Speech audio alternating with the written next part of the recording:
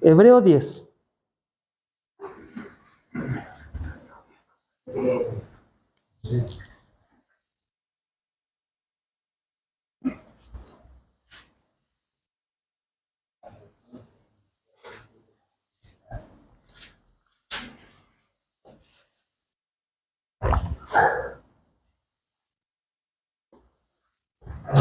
Vamos a leer el capítulo completo.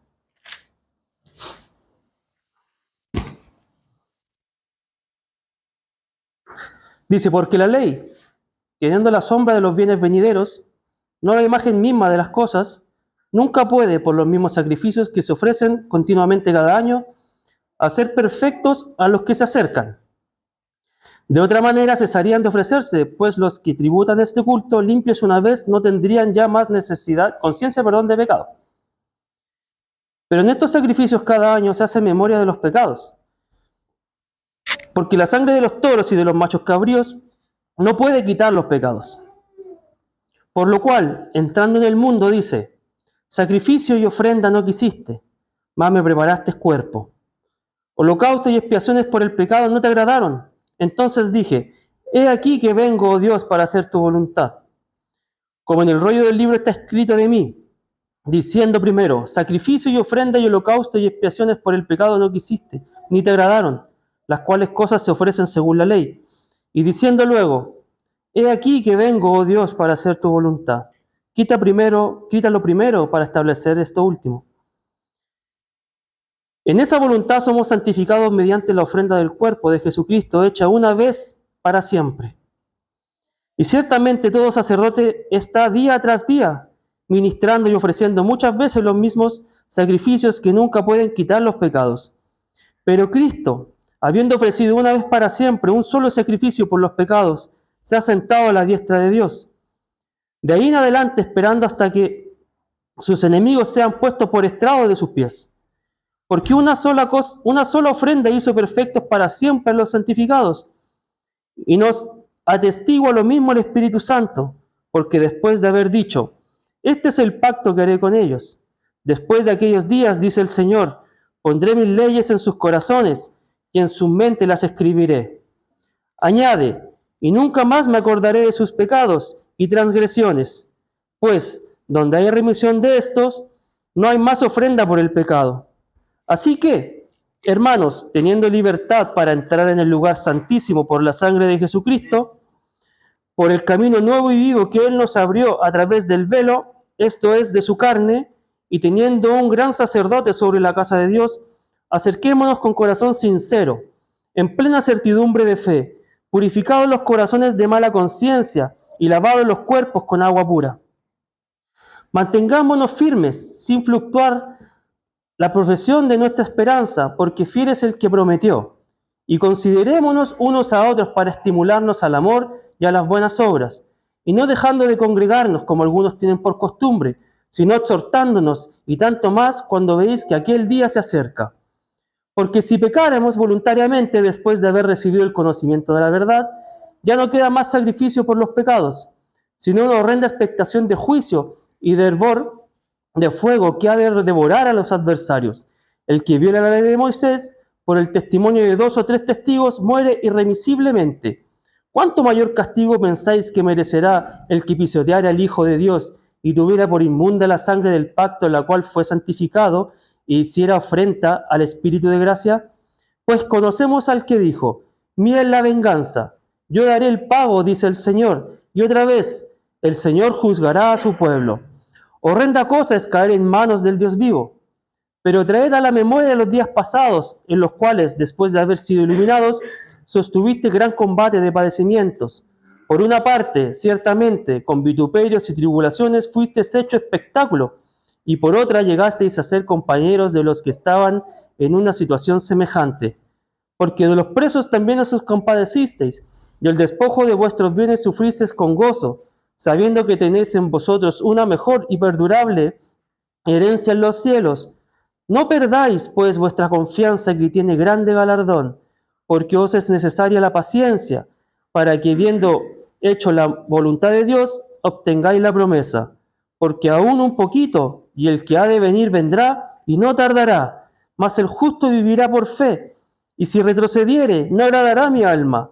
Pero nosotros no somos de los que retroceden para perdición, sino de los que tienen fe para preservación del alma. Si nos damos cuenta, es un capítulo que como que da unos palos duros y después hace cariño. Pero si empezamos, si lo dividimos en parte, al principio empieza hablando de los sacerdotes. ¿Qué quiere decir el escritor? Pasa que cuando la carta se escribe a los hermanos cristianos judíos, estaba la cosa un poco compleja. Entonces, ¿qué estaba pasando? Que muchos estaban siendo perseguidos. Bueno, vamos a terminar después nuevamente leyendo la carta, el capítulo, pero si dan cuenta, abajo ellos se hacían uno con los que eran perseguidos, con los que le quitaban los bienes. Entonces, no era una situación natural o normal, era una situación álgida. Entonces el escritor empieza a hablarles de que lo que ustedes han creído, en lo que ustedes han confiado, que en este caso es Cristo, no es necesario volver al rudimento antiguo, no es necesario volver al antiguo, no es necesario volver a que el sacerdote tenga que entrar de nuevo al santuario, no es necesario. ¿Por qué? Porque en Cristo, y eso es lo que le quiere decir el escritor, en Cristo ya no hay necesidad de volver a hacer los mismos rituales, porque ya no hay animales que agraden a Dios. No hay animales que digan, no, esta ofrenda es perfecta. ¿Por qué? Porque Cristo ahí dice, me diste cuerpo. ¿Me diste cuerpo para qué? Para yo ir en sacrificio.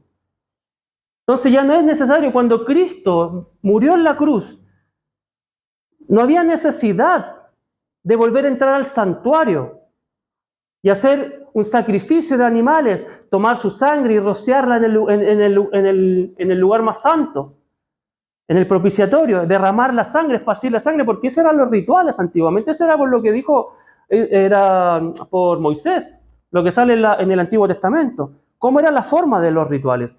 Pero ahora dice, ya no es necesario. El escritor le dice a los hermanos, ya no es necesario volver atrás. Por más que estés pasando lo que estés pasando, sé que estás siendo perseguido, pero no es necesario. ¿Por qué querían volver atrás? Para que no fueran perseguidos, para entrar como en lo común de una vida, entre comillas, cristiana más secular. Es decir, es que yo no me muevo mucho porque no quiero levantar mucho polvo, porque no quiero llamar mucho la atención. Pero le dice, ya no es necesario volver atrás, como es confiar en lo que has creído. Y el escritor les dice de esta forma. Por eso habla, dice, por lo cual entrando en el mundo, Jesucristo le dice, sacrificio y ofrenda no quisiste, más me preparaste cuerpo, holocausto y expiaciones por el pecado no te agradaron. Entonces dije, he aquí que vengo, Dios, para hacer tu voluntad. Para hacer tu voluntad. Lo que acabamos de hacer, hermanos, hace unos minutos atrás, fue el sacrificio de Cristo porque Él hizo la voluntad del Padre. Entonces entendemos acá que la voluntad del Padre también era salvar a la creación, era salvar a la humanidad. No es solamente una tincada de Jesucristo. Es que yo voy y que Padre, no, yo voy. No, fue una conversación en la eternidad del plan de salvación. Y el Espíritu Santo en este tiempo sigue trabajando en nosotros para que nosotros sigamos avanzando a la perfección. Por eso termina diciendo, solo un poquito más y el que ha de venir vendrá, no tardará. Entonces estos hombres estaban volviendo atrás, porque ellos eran hermanos cristianos judíos. Eran judíos pero que habían creído en Cristo. Ya entendieron que el Mesías sí había venido y había sido sacrificado. Pero ante la presión, ante lo que se estaba viviendo, ellos estaban pensando en volver atrás. En volver. Y era como, ya no hay más, porque la palabra dice aquí, ya no hay más sacrificios. O sea, vuelves atrás y vamos a tener que volver a matar a Cristo. Si el Padre tiene un solo hijo. No es necesario volver atrás y tener que volver a matar a Cristo. ¿Por qué? Porque Él dice que Él murió de una vez y para siempre. Él nos lavó nuestros pecados de una vez y para siempre, porque una vez Él murió. Pero créanme que esa vez, para el Padre, que se mueve en la eternidad, si lo llevamos a nosotros, es todos los días. Es todos los días. Para nosotros fue hace 2000 años, pero para el Padre es hoy.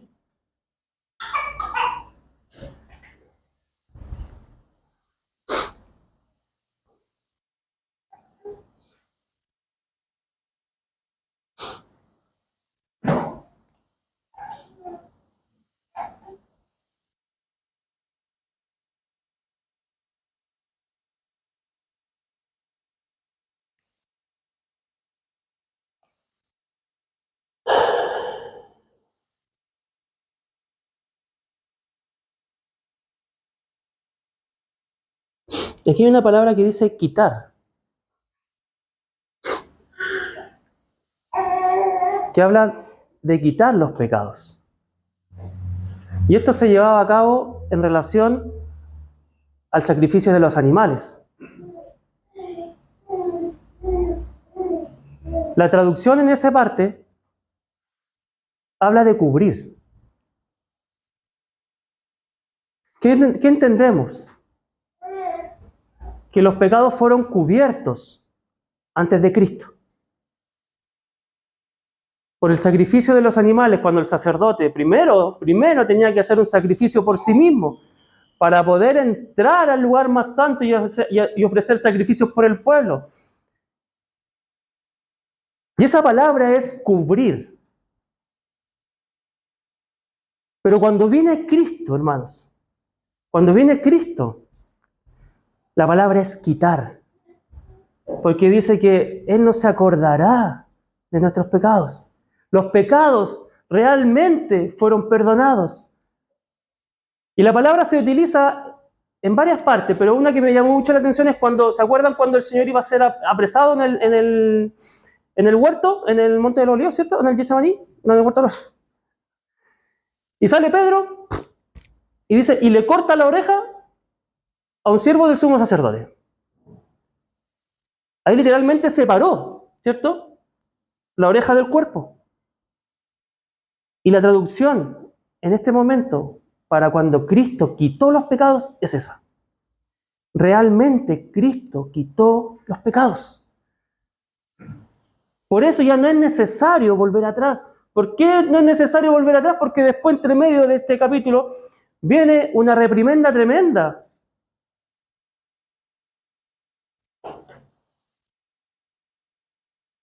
Dice en el 18, pues donde hay remisión, donde hay perdón, donde hay olvido.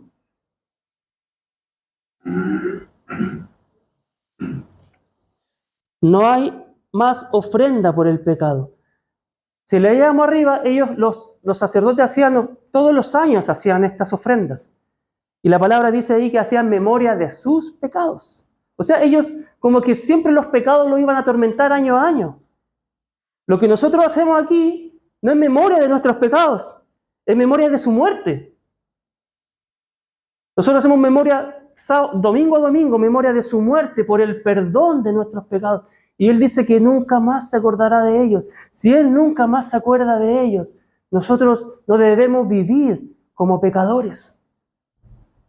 Satanás se encarga de trabajar nuestra mente, de que estamos bajo el pecado. Sí, estamos bajo el pecado, pero bendito el Señor que su Espíritu Santo ha venido a morar a nuestro corazón y trabaja, intercede. Este Jesucristo, hermanos, murió de una vez y para siempre y quitó tu pecado y mi pecado. Por eso nuestras manos, cuando dice, no me acuerdo en qué parte de las cartas de Pablo dice que ahora levantar las manos caídas y las rodillas paralizadas. ¿Por qué? Porque muchas veces el pecado, sus grilletes, sus cadenas, nos mantienen aquí abajo. Nos mantienen apresados. Pero nosotros debemos caminar libres, porque Él nos hizo libres. Su sangre, hermanos, fue el precio del pago, porque había que pagar. Ahí pasaríamos a la justicia de Dios, pero eso lo vamos a ver otro día. Pero había que pagar. Y en la paga del pecado es la muerte. Entonces esto es tan importante, hermanos, que nosotros logremos entender para no volver atrás. Dice aquí, ya no es necesario, ya fueron perdonados. Así que, hermanos, teniendo libertad para entrar al lugar más santo, al lugar santísimo, libertad, hermanos. Muchas veces ni siquiera nosotros creemos que somos libres. Y entramos aquí a este lugar, no un lugar físico, un lugar espiritual, donde hay muchas personas, muchos ángeles, huestes espirituales observando este momento. Y nosotros tenemos la bendición, el privilegio de hacer memoria de la muerte del Cordero, porque los ángeles no fueron salvados, fuimos nosotros salvados. Por eso nosotros debemos entrar al lugar más santo, limpios, libres por la sangre del Cordero. Insisto, Satanás se va a encargar de apresarnos, se va a encargar de manipularnos, se va a encargar de trabajar nuestras mentes para que tú no tengas la capacidad de levantar tus manos en medio de la alabanza, para que no tengas la capacidad de abrir la lengua, para levantar la lengua, abrir la escritura y levantar un salmo al Señor. Hermanos, si nosotros no hablamos, las piedras hablarán. Y es porque vivimos esclavos. Pero debemos ser esclavos de Cristo.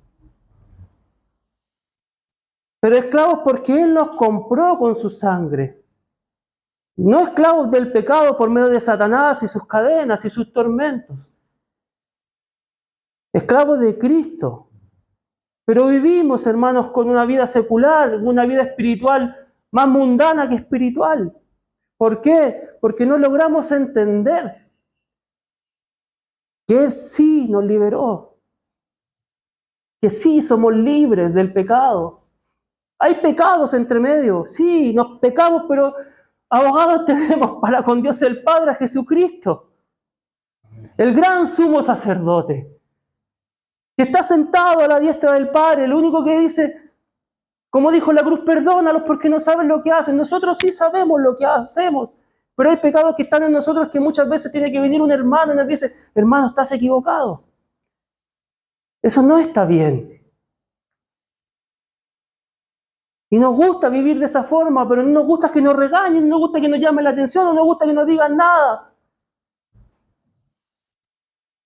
Pero hemos sido libres por la sangre del Cordero.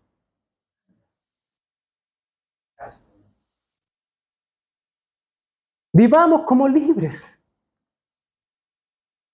No por esa vergüenza que muchas veces Satanás impone en nuestro corazón. Incluso, hermano, es más fácil hablar de Cristo afuera que arrodillarse aquí en medio. Cuando se supone que en este lugar, cuando la iglesia se reúne, debería expresarse lo mayor, que es Cristo en nosotros. Muchas veces para nosotros se nos hace tan fácil predicar el Evangelio afuera, decir que somos cristianos. Pero llegamos aquí, hermanos. No, es que yo dependo de lo que ora el hermano David. Yo dependo de la alabanza del hermano Miguel. No, yo me uno en la canción con el hermano Víctor. No es así. No es así.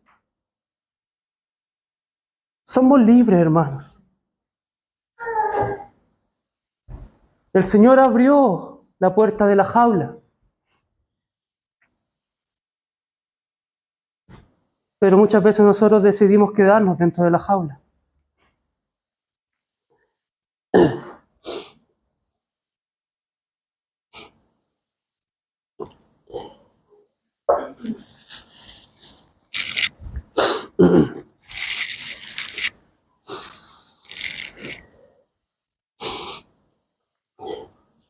Así que, hermanos, teniendo libertad para entrar al lugar santísimo por la sangre de Jesucristo,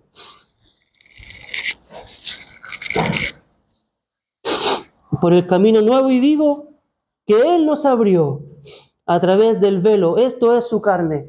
Cuando nosotros leemos la Escritura, cuando el Señor falleció en la cruz, cuando se dice que viene un gran terremoto, cuando se dice que se cubrió toda la tierra. Pero hay una parte que dice que el velo se rasgó desde arriba hacia abajo. Desde arriba hacia abajo. Yo me acuerdo siempre cuando una vez Miguel contaba que el velo tiene un grosor para que no sea como abierto con las manos, o sea, como con una tela de esta que uno la puede rajar con la fuerza. El velo no se recogió o no se abrieron como cortinas, el velo se rasgó. Y dice, esto es su carne, su carne. Él fue rasgado para que nosotros pudiésemos entrar libremente al trono de la gracia, para que pudiésemos entrar libremente delante de su presencia. El Jesucristo fue rasgado. El velo que es su carne. No fue nuestro sacrificio. A nosotros nos cuesta levantarnos y eso es un sacrificio. Pero para Él fue su vida. Sin mancha, sin pecado. Santo, santo, santo. Pero su cuerpo fue rasgado por ti y por mí. Y teniendo un gran sacerdote sobre la casa de Dios. Así que el 22 dice, acerquémonos. No alejémonos, acerquémonos. Pues, con corazón sincero, es que mi corazón no es sincero. Con plena certidumbre de fe, purificados los corazones de mala conciencia y lavados los cuerpos con agua pura. Hermanos, ¿cómo creemos que podemos llegar a esta situación de tener lavados los cuerpos con agua pura? Los corazones purificados, teniendo fe, estando con Él. Por eso el primero nos dice, acerquémonos, acérquense hacia mí, porque yo los voy a purificar, yo los voy a lavar, les voy a limpiar sus conciencias, los voy a llenar de fe, pero tienen que estar conmigo. ¿Por qué los discípulos tenían tanta fe? A pesar de que dudaron en algún momento, ¿por qué? Porque le conocieron, estuvieron con Él. Jesucristo se preocupó de darse a conocer. ¿Qué les decía? Ven y sígueme. Ven y sígueme, ve. Cuando le dice, Juan el Bautista le dice, ve a ver si es Él. ¿Y qué le dice el Señor? Vean y vengan donde estoy morando, vengan a mí.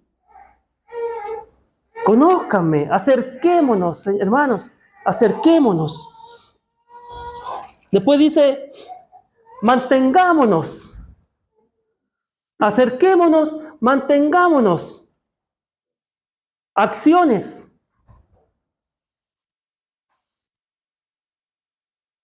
Nos cuesta mantenernos. Nos cuesta mantenernos quietos, imagínense. Mantengámonos firme, sin fluctuar. La profesión de nuestra esperanza, porque fiel es el que prometió. Mantengámonos, porque fiel es el que prometió. ¿Qué prometió? Todos nosotros podemos, en nuestra mente podemos pensar promesas de Dios. Pero Él dijo que iba a volver.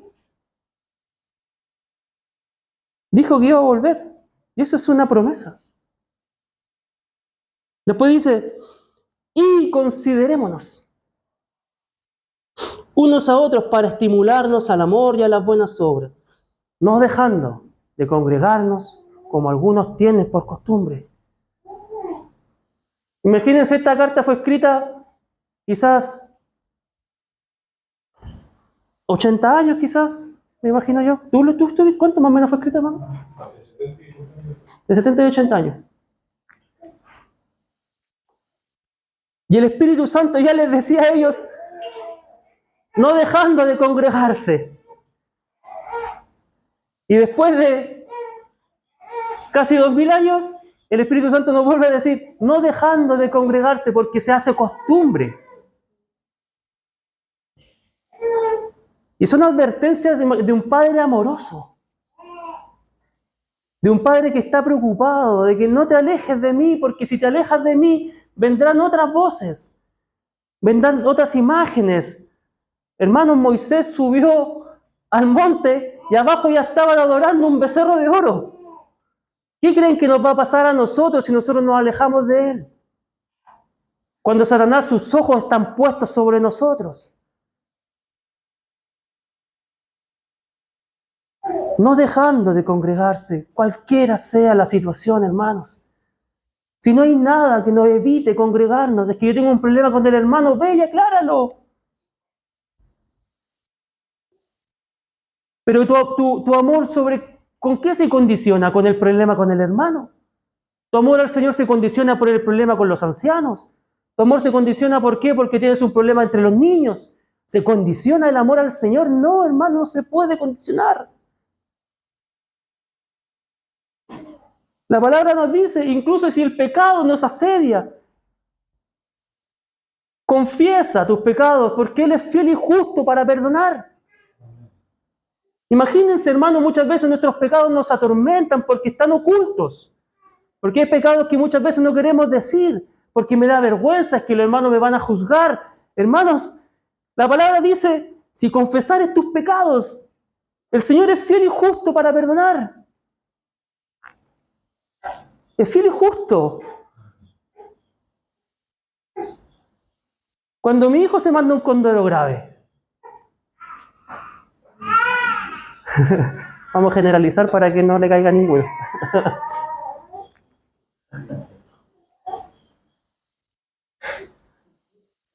Uno como papá entiende que tiene que corregir la situación. Pero entra al punto de que uno tiene que disciplinar lo que hizo. Y el Señor es un padre amoroso, dice que si al que no corrige sería un bastardo. Imagínense qué palabra más fuerte, bastardo. Pero Él nos toma, nos recibe como somos. Escucha nuestros pecados. Nos perdona. Y nos transforma.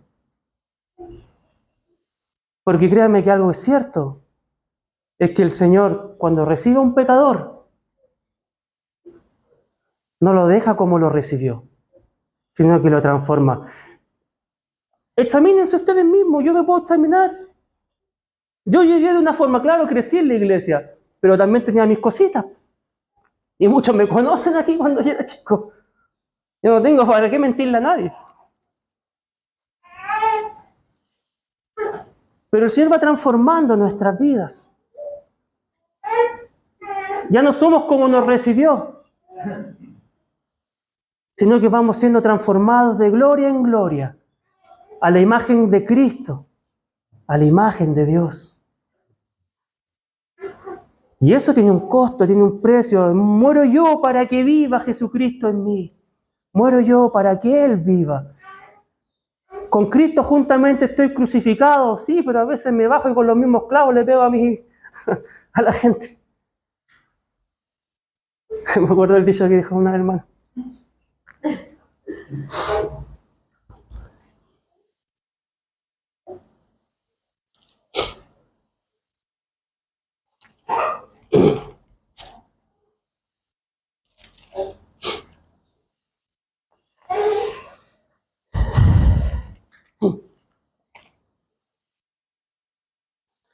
Porque si pecáramos voluntariamente, el 26, si pecáramos voluntariamente, después de haber recibido el conocimiento de la verdad, ya no queda más sacrificio por los pecados, sino una horrenda expectación de juicio, de hervor de fuego que ha de devorar a los adversarios.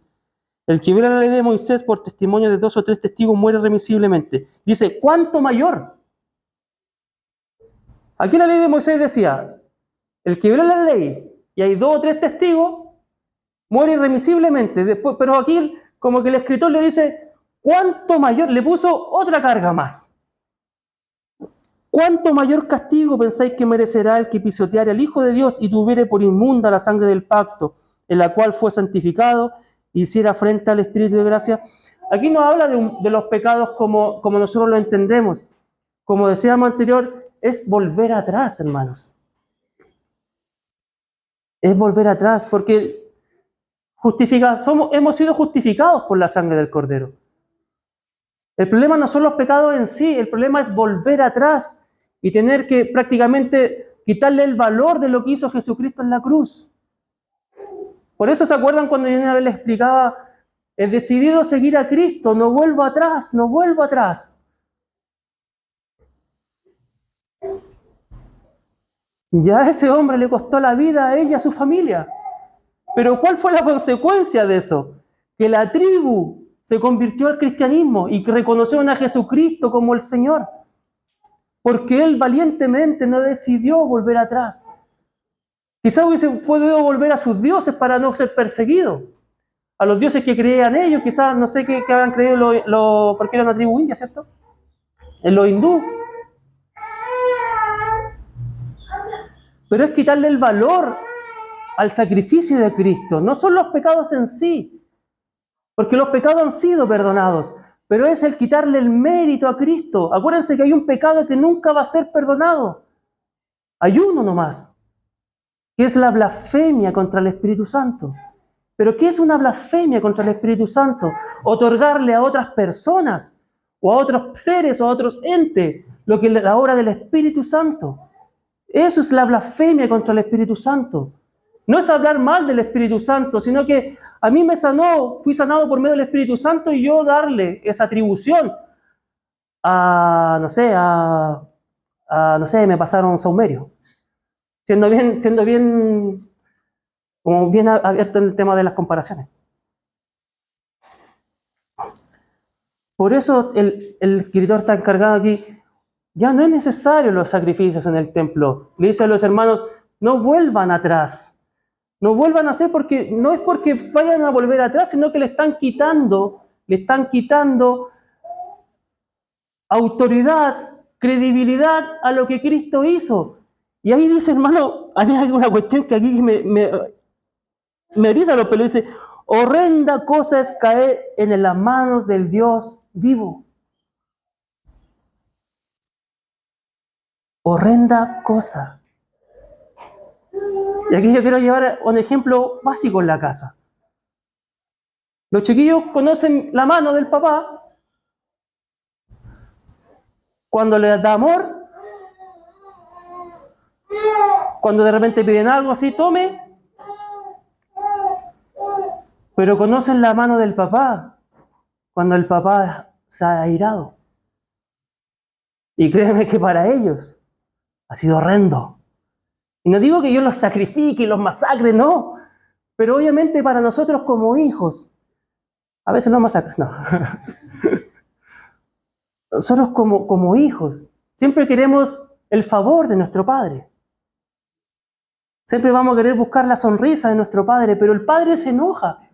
La palabra dice que él es lento para la ira, grande en misericordia, ¿cierto?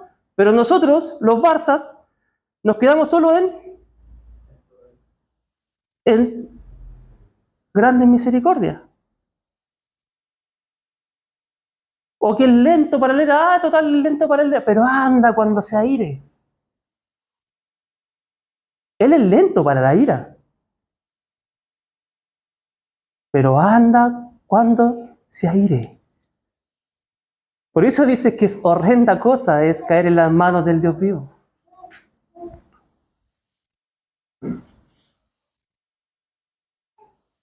Pues dice, 32, pero traed a la memoria los días pasados, en los cuales, después de haber sido iluminados, después de que Cristo fue recibido en sus corazones, sostuviste gran combate de padecimientos.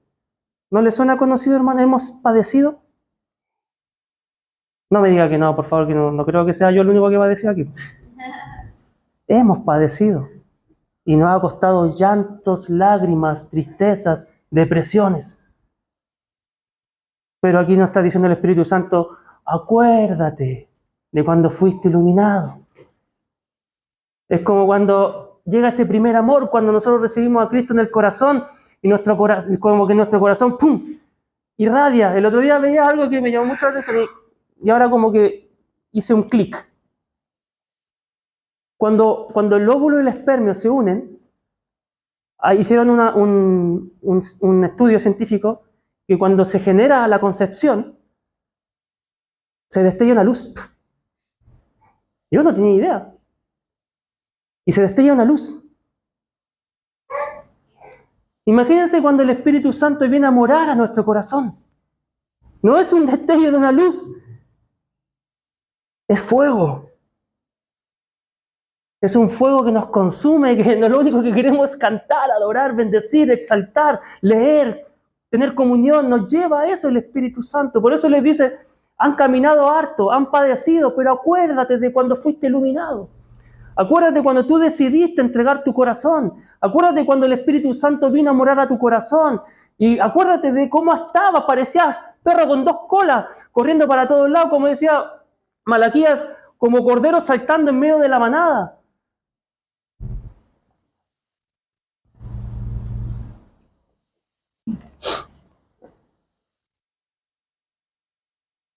Por una parte, ciertamente, 33, con vituperios y tribulaciones fuiste hecho espectáculo. Estos hermanos eran puestos en los circos romanos.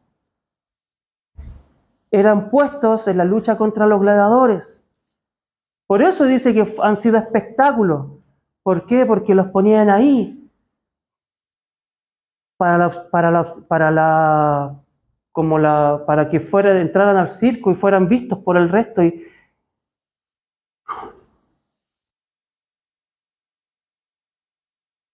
Y por otra, llegasteis a ser compañeros de los que estaban en situación semejante, porque de los presos también os compadecisteis, y el despojo de vuestros bienes sufristeis con gozo. Imagínense, el despojo de vuestros bienes sufristeis con gozo.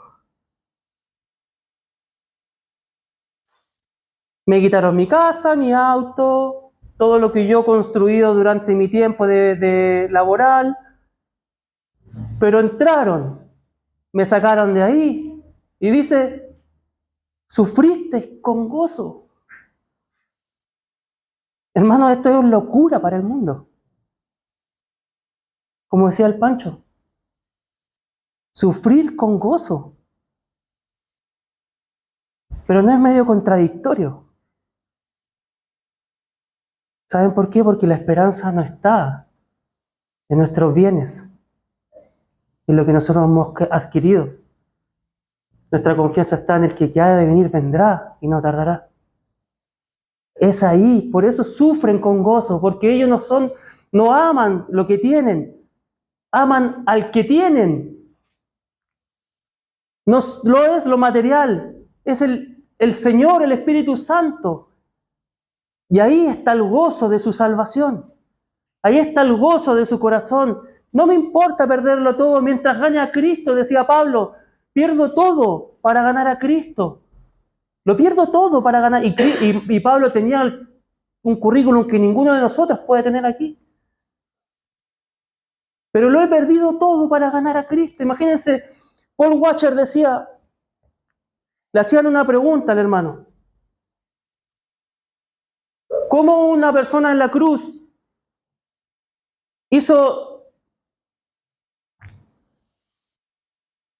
cómo esa persona en la cruz puede marcar tanto una situación? ¿Cómo una persona en la cruz puede ser tan admirada? Y él le dice, si tú juntas los valles, si tú juntas a toda la raza humana, si tú juntas los montes, si tú juntas los ríos, si tú juntas lo más hermoso de la humanidad, si tú juntas todo lo creado y lo colocas a este lado de la balanza y pones a Cristo al otro lado, Cristo es más pesado. Cristo es más pesado. Cristo es mayor a cualquiera de nosotros. Cristo, hermanos. Por eso para nosotros es tan importante el Señor Jesucristo. Por eso es tan importante.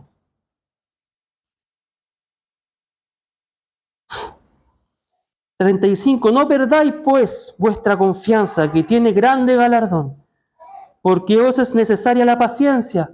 Paciencia, Santiago, capítulo 1, versículo del 2 al 4. ¿Dónde está Santiago? Se me perdió Santiago. Aquí está, al ladito.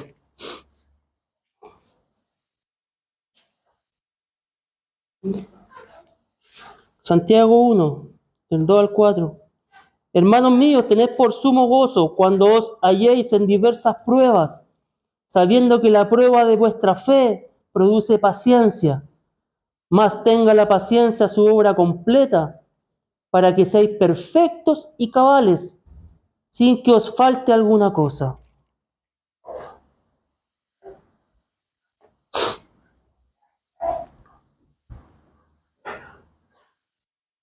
Porque eso os es necesaria la paciencia, para que habiendo hecho la voluntad de Dios, obtengáis la promesa. Es necesaria la paciencia, pero para que se produzca paciencia, tiene que haber prueba.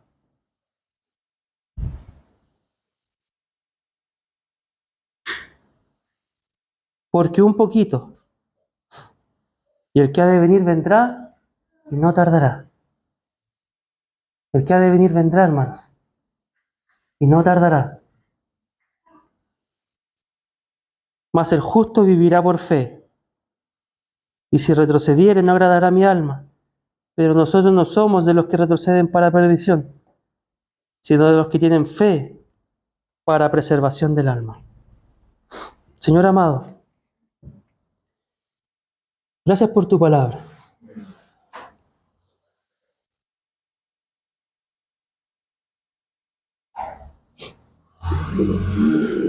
Sea lo que tenga que pasar, Señor. Cuando las pruebas, Señor, inundan nuestro ser, es tu mano la que nos rescata. Señor, por favor, pon en nuestro corazón siempre admiración hacia ti, para no querer volver atrás y pisotear la sangre de Jesús.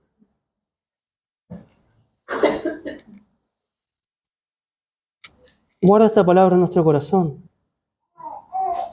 porque queremos estar contigo cuando tú vengas. Porque tú vienes, Señor. Tú no eres un hombre como nosotros que puede mentir. Tú no mientes. Y tú dijiste que venías pronto. Guarda tu palabra en nuestro corazón. Bendice a mis hermanos, Señor. Bendice mi corazón.